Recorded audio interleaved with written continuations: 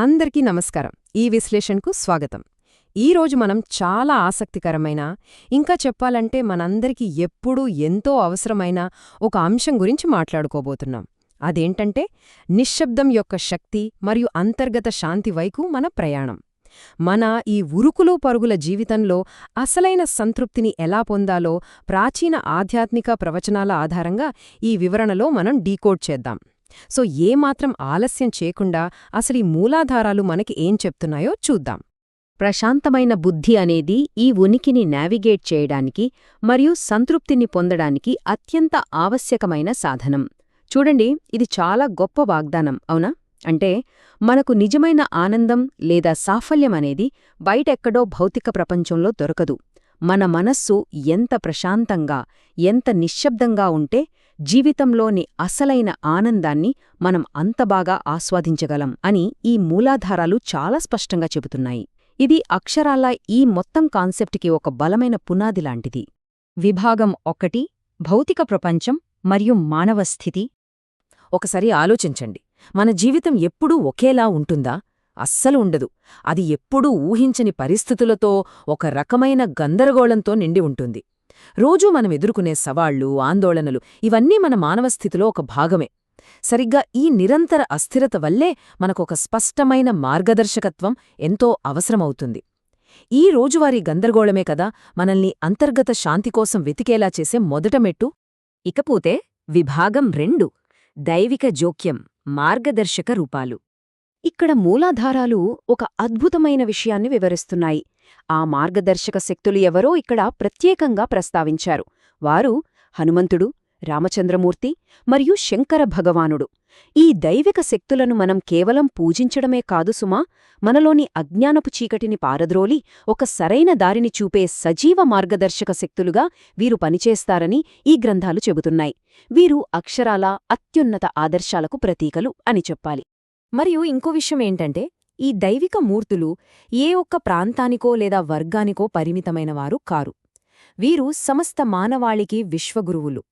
మనం మన దైనందిన జీవితంలో పడే ఎన్నో పోరాటాలను ఎలా అధిగమించాలో వాళ్లు తమ జీవితాల ద్వారా, తమ తత్వాల ద్వారా మనకు ఎంతో గొప్పగా నేర్పిస్తారు. ఏ పరిస్థితిలో ఎలా స్థిరంగా ఉండాలో నేర్పించే ఈ విశ్వగురువుల మార్గదర్శకత్వముంటే ఎలాంటి అడ్డంకుల్నైనా మనం సులభంగా దాటేయవచ్చు. ఆ తర్వాత విభాగం 3 అంతర్గత మార్పు, మానసిక శాంతిని సాధించడం. ఇప్పుడు మనం ప్రశాంతమైన బుద్ధి అనే ఈ పాయింట్లోకి కొంచెం లోతుగా వెళ్దాం. అసలు దీని అర్థమేంటి? ప్రశాంతమైన బుద్ధి అంటే ఏదో మైండ్ని బ్లాంక్గా ఉంచేయడం కాదు. మన చుట్టూ ఎంత ప్రాపంచిక గందరగోళమున్నా సరే, మన లోపల మాత్రం ఏమాత్రం కలవరపడని ఒక నిశ్చలమైన మానసిక స్థితిని కాపాడుకోవడం. ఆ దైలిక శక్తులపై మనం చూపే దృష్టి అనేది క్రమక్రమంగా ఇలాంటి ఒక శక్తివంతమైన అంతర్గత ప్రశాంతతగా మారాలని ఈ మూలాధారాలు చాలా స్పష్టంగా వివరిస్తున్నాయి. ఇక చివరిగా విభాగం 4 అంతిమ ఫలితం, రక్షణ మరియు సంతృప్తి. ఈ రెండు విభిన్న పరిస్థితుల మధ్య ఉన్న తేడాని ఒకసారి మనం గమనిద్దాం. మార్గదర్శకత్వం లేని ఒక సహజమైన మానవ స్థితి ఎలా ఉంటుందంటే, అది ఎప్పుడూ ఏదో ఒక పోరాటంతో లేదా పొరపాట్లు చేసే అవకాశాలతో నిండి ఉంటుంది. కాని దానికి పూర్తిగా భిన్నంగా ప్రశాంతమైన బుద్ధితో సాధించిన మార్గదర్శక స్థితి ఎలా ఉంటుందో తెలుసా? అది మనకు అపారమైన రక్షణను, అలాగే చాలా లోతైన సంతృప్తిని ఇస్తుంది. అసలు మనం ఈ జ్ఞానాన్ని ఎందుకు ఆచరించాలో చెప్పడానికి ఈ ఒక్క పోలిక చాలు. దీని గురించి ఇంకొంచెం ఆలోచిస్తే, ఈ ప్రశాంతమైన మనస్సు అనేది కేవలం ప్రశాంతంగా ఉండటమే కాకుండా, మనం ఎలాంటి పాపాలు లేదా ప్రతికూలతల్లో పడకుండా ఒక యాక్టివ్ షీల్డ్ లాగా, అంటే ఒక క్రియాశీల కవచంలాగా పనిచేస్తుందని మూలాధార గ్రంథం ప్రత్యేకంగా నొక్కి చెబుతోంది. మన మనస్సు ప్రశాంతంగా ఉన్నప్పుడు చెడు ఆలోచనలుగాని, తప్పు చేయాలనే ప్రేరణలుగాని మన దరిదాపుల్లోకి కూడా రావు. నిజంగా ఇది మన జీవితాన్ని ఒక స్వచ్ఛమైన మార్గంలో నడిపిస్తుంది అనటంలో ఎలాంటి సందేహం లేదు.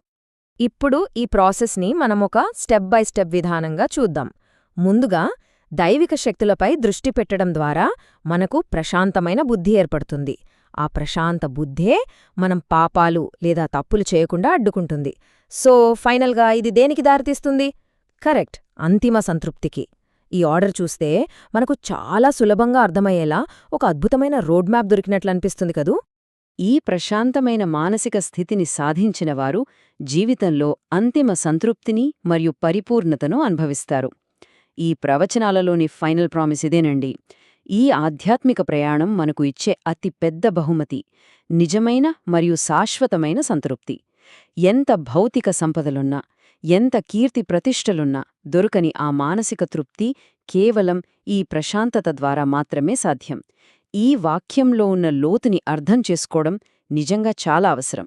సో ఇక్కడ మనం ఆలోచించాల్సిన అతి ముఖ్యమైన ప్రశ్న ఏంటంటే, ఈ ప్రాచీన జ్ఞానాన్ని నేటి ఆధునిక జీవితానికి ఎలా అప్లై చేయాలి? నిరంతరం ఉరుకులు పరుగులు పెడుతూ ఎప్పుడూ శబ్దాలతో నిండి ఉండే ఈ ప్రపంచంలో ఆ ప్రశాంత బుద్ధిని మనమెలా పెంపొందించుకోగలం? ఈ ప్రశ్న గురించి ఒక్కసారి లోతుగా ఆలోచించండి. ఖచ్చితంగా మీ అంతర్గత ప్రయాణంలో ఒక కొత్త మార్గం దొరకవచ్చు. ఈ వివరణ ద్వారా ఈ అద్భుతమైన ఆధ్యాత్మిక భావన మీకు స్పష్టంగా అర్థమైందని నేను ఆశిస్తున్నాను. ఆలోచిస్తూ ఉండండి, ప్రశాంతతను పెంపొందించుకుంటూనే ఉండండి.